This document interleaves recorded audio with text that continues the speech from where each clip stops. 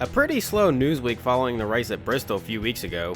The only noteworthy news item from that race is that Ronnie Hawkins, who drives the number 42 for Hollywood Cardinal Racing, was given a verbal warning for aggressive driving. The incident in particular was when Hawkins was turned into the inside wall off of turn number 2 by Max Verstappen. Hawkins then proceeded to swerve up right in front of the 94 and slowed him down and jacked up a part of the field. Thankfully that didn't wad up a bunch of cars, but it was still a pretty dumb move by Hawkins. Now onto the main news story that's gotten a lot of the independent teams in an uproar recently.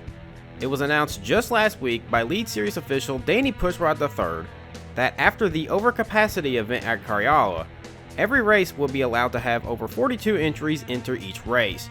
So that means that qualifying races, which haven't been run since the season opener at Daytona, will return on a full-time basis. This move was made to cater to some of the part-time teams who want to attempt more races during the season than just the overcapacity of races that we have. This has angered the Independence Trophy teams, as now they will probably have to race their way into the main races instead of having guaranteed starting spots. The independent teams have protested this move, and so far they have launched an appeal, and that's all we know at the moment. I think this could be resolved very quickly, but knowing how hard-headed some of the guys in the garage are, this may turn into an ugly situation for all parties involved. Anyways, let's go to trackside for the race. For the second time this season, Garrett Banks will lead the field down to the green flag alongside Zeke Miller in the 73. Banks gets a pretty good jump on the start. Valor Christensen in the 95 is now challenging the 73 for second. Banks is definitely needing another good run. He finished 30th at Bristol. He got wiped out in an earlier wreck, but it looks like he's going to have the fastest car here today, as he's already pulled a pretty big lead over the 73, who took second back from the 95 of Christensen. However, we didn't get much green flag racing in, as the first caution of the day came out on lap 2. Jose Rodriguez gets into the 71 of Jordan Kosovo and spins him down to the inside. The 71 comes back up the racetrack and causes a pretty big pileup going to turn 1. Joey Davidson is out of the ballpark. I see both of the Big Bang Racing cars, and I think I saw the 82 of Kareem Abdul-Najjar in the wreck. Abdul-Najjar won Bristol last week, so this is definitely not a good start to his race. And here's a better look at what happened to the 44 Joey Davidson. Wreck happens in front of him, tries to go high, gets hit by Clay Marcells, and that pitches him over the guardrail. Surprisingly, his car didn't go over, but also not too surprising, as cars going on the guardrail is kind of a fixture here at Grand Detour. The entire field pitted under the caution. However, the 95 of Valor Christensen and the 57 of Bryce Fencing both got hit with stop-and-go penalties after they sped on pit road, as all the drivers that came into the pits are waiting to go. And the 57 just hit the back of the 95, and that is a pit road collision, so that just earned Bryce Fencing a trip to the hauler after the race. Garrett Banks leads the field back down to the green on lap number 7. Banks gets a great jump over Zeke Miller in the 73. The 2009 Rejectcar Elite Series champion, referring to Banks here, still showing that he still got it despite being 43 and pretty much being one of the oldest drivers on the full-time grid. Banks definitely needs a good run, and I feel like I've said this a lot in the last few weeks. He's 29th in points coming into this race, and if he wants another crack at a championship, he's definitely going to need to step it up, because his best finish so far is 18th, and that was at Texas 2 weeks ago. Going back through the field here is Daisuke Hiroshima in number 30 car for Big Bang Racing. Daisuke has no hood on the car after he was involved in the first caution of the day, but he's making it work through some pit strategy and moved him back up through the running order, and now he's trying to hold off Ashton Russell for 4th, but it looks like that's not going to work, as Russell's going to get by him off 2. Daisuke has had no luck in the Rejectcar Elite Series this season. His best finish so far is 20th, and that was at Texas. Other than that, he's barely cracked the top 30, mainly due to either blowing up or getting involved in somebody else's incident. Points later, Alex Constantine is having another great run inside the top 10. Constantine is coming off 3 straight top 10 finishes after he had a pretty mediocre race at Daytona, and is surprising a lot of people in the garage because no one expected him to even run up front or even be in contention to lead the points. So yeah, this season's definitely been turned on his head, because most of the garage kind of written him off as kind of a joke and a ride buyer because his brother owns the team. But Alex is proving him wrong, as he's now charging his way up and is now trying to pass the 45 for 8th. And now onto our weekly independent showcase. This is the number 07 of Durka Durkistan, making his second career Rejectcar Elite Series start and first of the season. His only other start in the series came at the season opener at Daytona last season. Durka's actually having a pretty good run so far. He's currently running inside the top 10, running in 9th as of this shot. There are 3. Oh, he just smacked the wall coming off turn 2, so, well, just ignore the praise I just gave you, bud. But Durka is looking to gain some independent points, especially since, well, he hasn't made a start yet this season. Running behind his brother Durka, this is Hinga Durkistan in number 70 for the Durka Motors team. Hinga has made a start this season. He raced at the Sniffin' Lesson 100 at Daytona. However, he only made it 3 laps before he got taken out in an early wreck. And right now, he's not having a good day so far. He was involved in the first caution. As you can see, the right side and left side of that car is pretty banged up. He's currently running in 28th as of this shot. Just hope to God that more cars crash out in front of him so he can gain more independent points. But, I mean, with this racetrack, it's definitely a possibility. But as of right now, we're pretty calm right now. So, Inga might be waiting a while to gain some more positions. He's still on the lead lap. He's just running really slow. And our final 2 independents to showcase, they're running right next to each other. We'll start off with the green and yellow number 67. That is Somalian Zico Ranadima Somaina, who is making his first start of the season. Somaina had 5 attempts last season. He failed to qualify for all of them, but he's finally on the grid and finally racing today. And our final independent is who we're focused on right now, the number 77 of Niga Durkistan, who is making his 3rd career Rejectcar Elite Series start and first of the season. Somaina and Niga Durkistan aren't running much better than Hinga Durkistan. They're currently running 25th and 26th. Back up front with Garrett Banks as he's finally caught lap traffic in the form of the 37 of Joe Vivek, who drives for the El Segundo racing team. Vivek has no damage. He's just been running pretty slowly. He's currently running, well, dead last, 42nd. So Banks is trying to get by him as Banks has the 86 of Dream Abdul Sagar creeping his mirror. What is Vivek doing? He just chopped down on the 46 for no reason. And that just earned the 37 a trip to the hauler for just roughing up the leader for no reason. And that just brought the 86 of Dream Abdul Sagar and I think the 07 of Durkistan with him. No, that's the 50 of Ashton Russell, sorry. Can't get my cars right. No, Durka's running in 4th. I don't know. I'm off something today, I guess. Speaking of Ashton Russell, here he is. Now he's challenging the 86 of Dream Abdul Sagar, the Texas winner, for 2nd place, and he's going to get it with ease.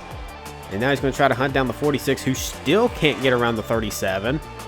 And I see the 83 of Zaylen Foster starting to creep in the frame here. He just passed Durkistan for 4th.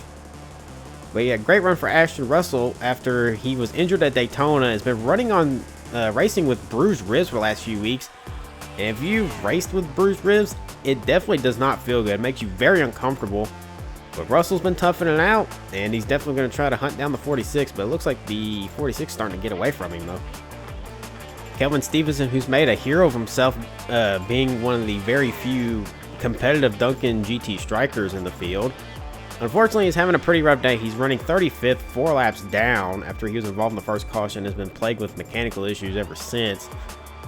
But I got to give Stevenson his credit for taking a pretty underdeveloped car and has been running pretty well with it. It's just bad luck's been happening to him left and right. I think he's blown up in 2 races this season. I know he blew up at Bristol when he was running in the top 20. Hopefully some attrition happens so Stevenson can kind of get a good finish. One driver's having a worse day than Kelvin Stevenson. This is the number 0, Stephen Bennett. Bennett was involved in the first caution and his whole front end got smashed in. As you can see, the hood is buckled. Bennett is doing the old strategy of dive into the pits and then come back on the racetrack to log a couple laps and then go back into the pits to make more repairs, as you see just now. Well, it's a legal thing to do in the Rejectcar Elite Series, so he's not causing any issues, so there's nothing really wrong with it. Trouble for Durkistan on lap 36. He had to come into the pits for a cut tire. Apparently he had run over some debris on the racetrack and not specified where. But tough break for Durka as he was running inside the top 10 before that happened. The second caution of the race will come out on lap 37. Ruben Burns on the 47 tags the back of the floor of Francesco Valentino, sends them both spinning up into turn 1. Seems like everybody's going to get by him, except for the 14 of Keon Parker, who absolutely just drills the 4 of Francesco Valentino. Here's another look from our secondary television camera. I'm gonna call that a racing incident between the 47 and the 4. Didn't seem that like that was malicious, and then all hell breaks loose when the 14 hits the 4 and causes a massive traffic jam. Looks like I-65. Now we're riding on board with the 14 of Keon Parker. The crash is happening in front of him and just absolutely nails the rear end of the 4, and that will take the number 14 of Keon Parker out of the race. Now we're riding on board with the chase camera of Alex Constantine, who was right behind Keon Parker when the wreck happened. And he just plowed into the 14 after Parker hit the 4. You can see every other car that was involved in this wreck. Garrett Banks is going to lead the field back to caution here, and he's going to approach the accident scene. The car's still on the racetrack here, and he's got to go up the racetrack to avoid hitting the stalled 82 of Kareem Abdul-Najjar as Durkistan and John Baldy Jr. just plowed into it. Oh boy, this is not going to go over well with the officials. And here is the helmet camera of John Baldy Jr. And he's not slowing down until he gets right on the accident scene and plows into the back of the 07. That earned John Baldy Jr. a trip to the hauler after the race. After Garrett Banks got past the wreck on the racetrack, he decided to hit the pit road to get some service on his car, especially there possibly could have been debris on the racetrack. However, after making his pit stop, Garrett Banks got hit with a speeding penalty on pit road, and so he had to come back in to serve a stop-and-go penalty. Tough break for Garrett Banks, who was dominating most of the race, and this is going to set him back pretty far in the field. With Garrett Banks' speeding penalty, this put Zaylen Foster in the lead of the restart on lap 42. And what the hell's going on here on the restart? We were 3 wide. That's something the officials are definitely not going to take too kindly. And we almost had a wreck coming off turn 2. I think it was the 2 of Matteo Valentino who almost got sideways. Anyway, Zaylen Foster continues to lead. However, he's getting hounded by the 45 of Jay Baldy. That is the 57 of Bryce Fencing. He just got past the 83 to get back on the lead lap. He's on the tail end now, along with the 63 of Calvin Stevenson. But Foster's starting to pull away now, as Jay Baldy's having a hard time catching him coming off the corner here. And I see Jacob Lauren in the 80 has now moved up into third with all the attrition we have going on right now. Here's a better look at the 45 of Jay Baldy. Jay Baldy's had a horrendous start to his season after he had pretty bold preseason claims that he was going to dominate every race and win a championship. Yeah, I didn't believe it either.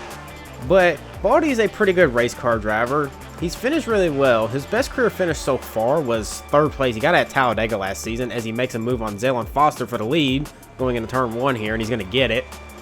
Baldy's best finish so far this season is 12th at Texas 2 weeks ago. Other than that, he hasn't finished better than 25th, which came last time out at Bristol. And he also failed to qualify for Daytona, so he's definitely needs a rebound to at least get up the points ladder. He is outside the top 25 of points at this moment. Running in 5th is the number 2 of Matteo Valentino, driving for the Valentino family racing team. Matteo surprisingly won 2 races last season at Kentucky and Memphis, but he had a huge string of DNQs in between those 2 wins, which is kind of giving him a label as a very inconsistent driver. When he's on it, he's extremely fast. When he's not on it, he either wrecks or doesn't make the race. Well, with this season's format, he's making every race so far other than special events, but I digress. Matteo's had a pretty shaky start to the season. He DNQ'd Daytona and had a 27th place finish in California. However, he's actually rebounded with 2 straight top 20 finishes at Texas and Bristol. So maybe he's starting to clean up his act a little bit and putting down some consistent performances because he desperately needs one. And he's running really well right now. Bristol winner Kareem Abdul-Najjar is having a pretty tough day today.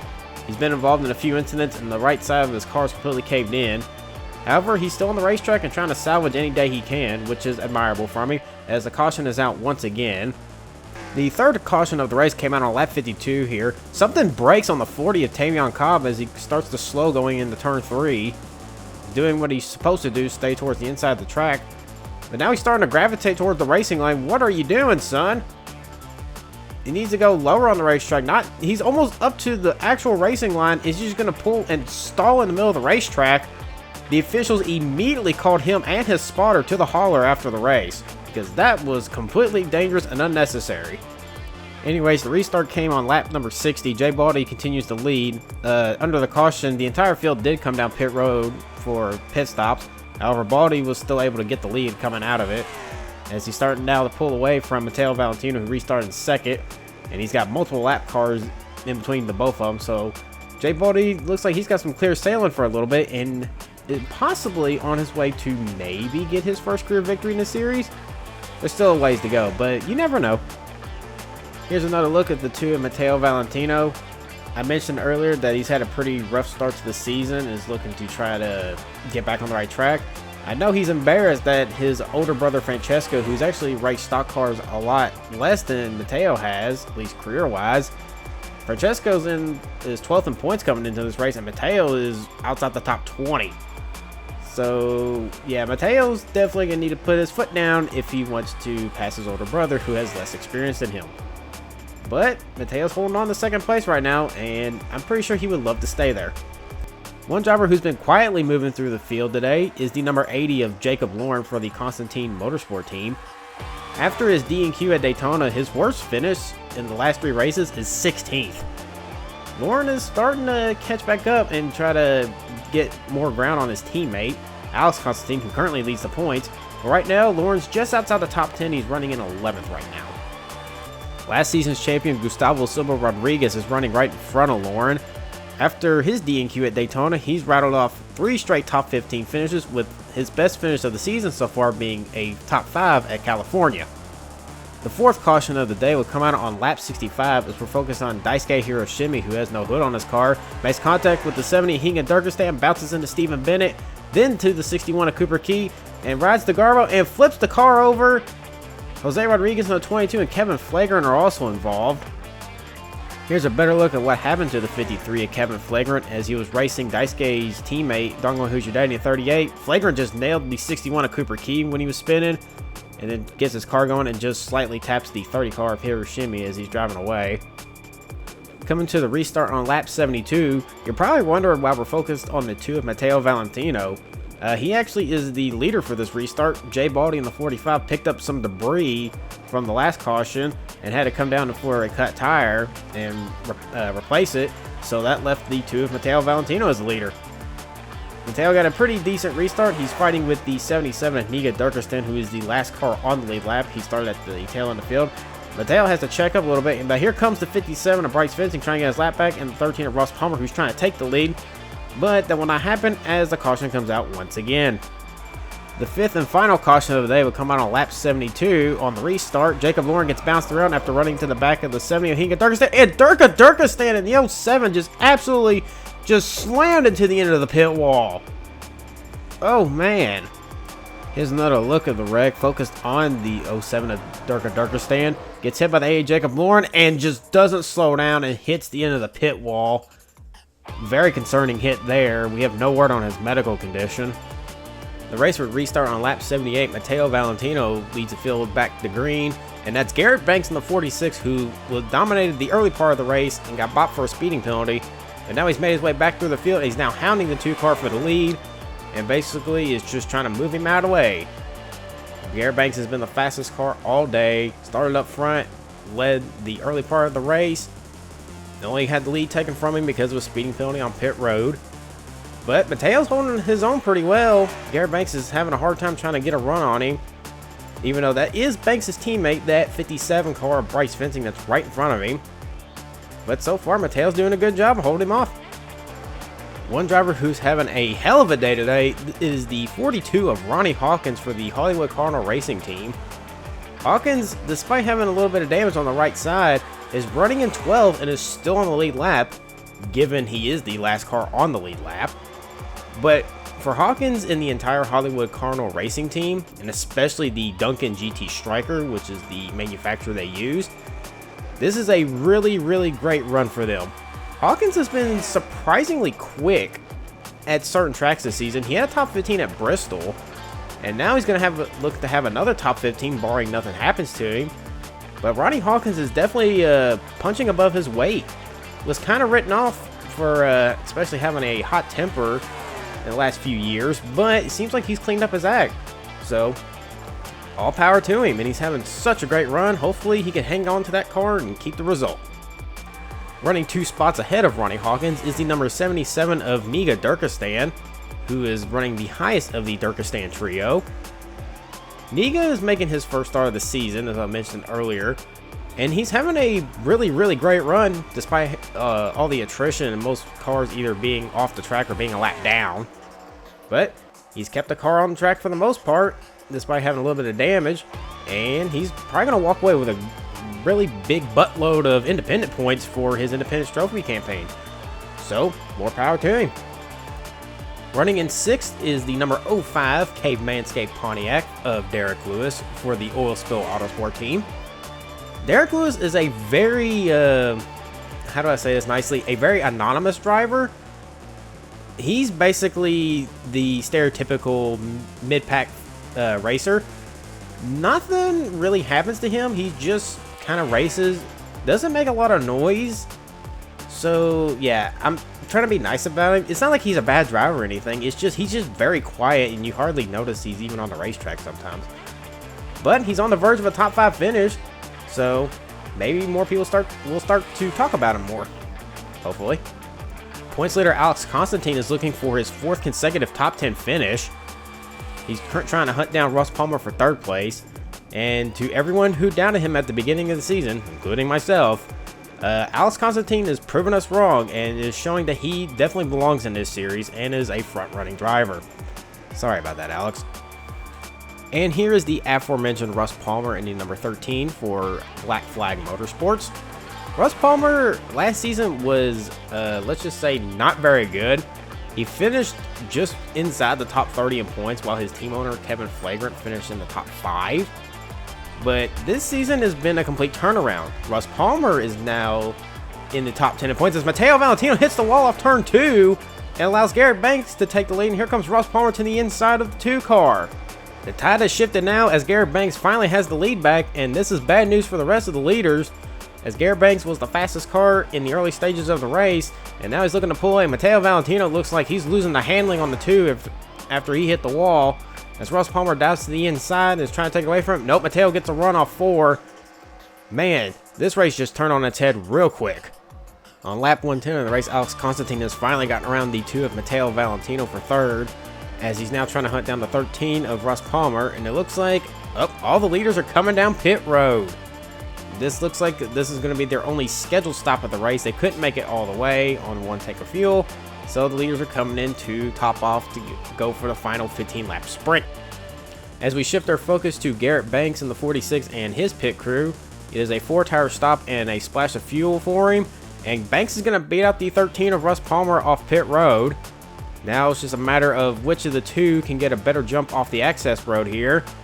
And it looks like Garrett Banks is going to get that, as he got a massive jump over the 13. I think Russ Palmer just mistimed the exit. Garrett Banks is now continuing to lead and is looking for his first victory since 2010. Ironically, that's the same year Russ Palmer had his last career victory so far, was also in 2010. So both of these drivers are on 15-year winless streaks. But Garrett Banks is the 2009 champion, however Russ Palmer only has 2 career wins in the series. But as of right now, Banks is looking like he's trying to run away with it, but Palmer is not too far behind him. Just past 5 laps to go here, Russ Palmer is starting to get some momentum on the 46. This is the closest he's been since the pit stops. Banks is trying to drive it in 3. However, Russ Palmer gets a better entry into turn 3. He's going to try to keep the momentum off turn 4. He's still about half a car length behind the 46. However, Banks looking like he's starting to pull away. He's going to get the momentum run off 2. Yeah, Russ Palmer looks like he had his 1 chance, but no, he's going to try to come back in 3. No, he had a checkup coming in the 4, and Banks is starting to pull away. As Garrett Banks comes across the line here to take the white flag, 1 lap to go for the 2009 Series champion. He has about a 4-second lead over the 13 of Russ Palmer. He also has a couple lap cars in front of him, but I don't even think he's running at full speed, so they're not going to be a factor. And coming off turn 4, for the first time in 15 years, Garrett Banks will win a Rejectcar Elite Series race and is the first win of the season for C2 National Racing. And here are the results. Garrett Banks gets his first career victory since 2010. Russ Palmer comes home in 2nd. I guarantee you he wished he could have got the 46 and tried to give him another run. Alex Constantine with 4 straight top 10 finishes in the number 76. Great run for him so far to start the season. Derek Lewis comes home in 4th. This is his first top 5 since Leipzig last season. Bristol winner Kareem Abdul-Najjar comes home with another top 5. His cousin Jareem Abdul-Sagar, who finished last at Bristol, comes home with a top 10 in 6th. Niga Durkistan, in his first start of the season, comes home in 7th. That's going to help him in the Independence Trophy. Ashton Russell comes home in 8th in a very kind of a quiet run for him. Ronnie Hawkins in 9th place. This is his best career finish, if I'm not mistaken. And a great run for the Hollywood Cardinal Racing Team, especially with an underpowered car like the Duncan GT Striker. And rounding out the top 10 is Matteo Valentino, who looked like a front runner for the win, but after he hit the wall, it seems like the handling just went away, but he still rallied back to get a top 10 finish. And here's 11th through 20th. Jacob Lauren comes home with 11th, so it's now 2 Constantine cars in the top 15. And ironically enough, Jacob Lauren finished the first car 1 lap down, and every other car you see from 11th through 20th finished off the lead lap. Jackson Malin comes home in 12th, so both oil spill cars got top 15s. Along with the Night Train Racing Team, Gustavo Silva Rodriguez, last season's champion, comes home 13th. Zaylen Foster, in a fairly quiet run, got involved in a few incidents though, comes home with a top 15 and 14th. Cooper Key comes home 15th. Looked good at the very beginning, but just nothing came through for him. Jake Blondie gets a top 20. This, I believe, his second one of the season, or his first of the season. I'll have to double check that. In 17th, we have Zico Ranadima Somaina for his own team, Zico Rayan Racing. He had no hood on that car by the end of it, but he finished the race, so that's good for his independent run. Jay Baldy comes home 18th. He had a few run-ins with a couple cars with some incidents, but still managed to get a top 20. Ruben Burns finally gets an El Segundo racing car in the top 20 for the first time this season, comes home 19th. And rounding out the top 20 is Bryce Fencing for the C2 National Racing Team, so he guaranteed that C2 National Racing got 2 cars in the top 20. And here are the point standings. After 5 of 25 races, we are officially quarter way through the season. Alex Constantine still holds a points lead, and he has increased his points lead to 46 points over Valor Christensen in second. Russ Palmer, after his runner-up finish, is now 3rd in points. Kareem Abdul-Najjar, the Bristol winner, moves up to 4th. Gustavo Silva Rodriguez is slowly climbing his way back up. He's now in the top 5 in points. Jareem Abdul-Sagar rebounded after his last place finish at Bristol. He's back up in the top 10 in points. He is 6th. Jacob Lauren holds station 7th in points in a very great run for him, somewhat keeping pace with his teammate Alex Constantine. Garrett Banks, after his win today, jumps up 21 positions to 8th in points. Joey Davidson and Keon Parker had pretty rough days during the race, and so both of them have fallen 6 spots to 9th and 10th in points respectively. And here's 11th through 20th. Bryce Fencing moves up 2 spots to 11th in points. Zaylen Foster moves up 10 spots to 12th in points. Ronnie Hawkins, given the underpowered Duncan GT Striker a hell of a run so far this season, he is 13th in points. He jumped up 11 spots. Stephen Bennett still hangs in the top 15. He is up to 14th in points. Matteo Valentino, despite hitting the wall and losing a chance at a victory, moves up 10 spots to 15th in points. Ashton Russell is 16th in points. He's actually tied with Matteo Valentino. Francesco Valentino, Matteo's older brother, is 17th in points. However, he fell 5 spots. He was 12th coming into this race. John Baldy Jr., another bad day for him. He is now dropped to 18th in points after 2 bad finishes in a row. He also has to meet with race control after he completely failed to use the brakes during an earlier wreck. He is tied with 18th with Dale Tager and 19th, who's kind of fallen off after his Bristol run. And Derek Lewis, with his 4th place finish, has now jumped into the top 20 in points. And here are the independent points. After Grand Detour, Tommy Salami still holds the points lead. Well, the top 6 in the independent points didn't move at all. The first movement comes from Niga Durkistan, who finished 7th in his race. He's tied with Jalapeno for 6th in the independent points. Zico Ranadima Somaina is in the top 10. Hinga Durkistan is 10th in points. However, Hinga has ran 2 races so far. He's only got 3 left. Other than that, Durkistan, who went out early in that big wreck, is 14th in points. We still don't have any word on his medical condition. As soon as we get an update, we will relay that to you. Other than that, we're still missing 3 independents. if you're wondering who they are, it's the two Finnish engineering cars of Antero Keiko and Karel Vinik, and the second Desert Speed racing car of Muhammad Ali, which I'm expecting the Desert Speed cars to show up next weekend, if I'm not mistaken. I'll have to double check on that. Either way, not much to talk about the independents. Tommy Salami's still on top so far.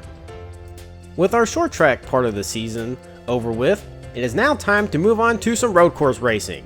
Our first road course race of the season will take place in Sonoma, California at the very beautiful Sonoma Raceway. This has been Jim Format for the Reject Sports Network. See you then! If you have enjoyed the Rejectcar Elite Series and want to watch more races, click here to watch the playlist of the season so far. If you want to keep up with the series and don't want to miss a race, please consider subscribing to the channel by clicking here. Thank you for watching, and I'll see you soon.